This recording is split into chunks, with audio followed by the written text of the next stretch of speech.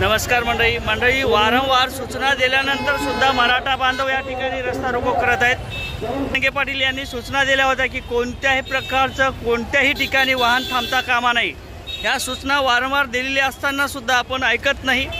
एकीकडे मनोज जरांगे पाटील यांची तब्येत खालावली आहे आणि असा मेसेज असताना सुद्धा आपण सुद्धा सहकार्य केलं पाहिजे। संविधानिक पद्धतीने आपण कार्य घेतलं पाहिजे, माहिती दिली पाहिजे आणि अक्षरशः संघर्ष होता। बोला ठीक है सपोर्ट है ना भैया?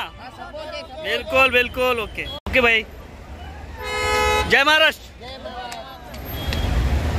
दादा संघर्ष होता म्हणून दादा जरांगे पाटील यांनी सांगितल्याप्रमाणे मेसेज ऐकून घ्या, कारण तर महत्त्वाचा मेसेज आहे। जोपर्यंत आपण समाजाचं काही देणं घेणं आहे म्हणून या ठिकाणी आपण समाज एकत्र आलेलो आहोत आणि चुकीचा मेसेज जाता कामा नाही।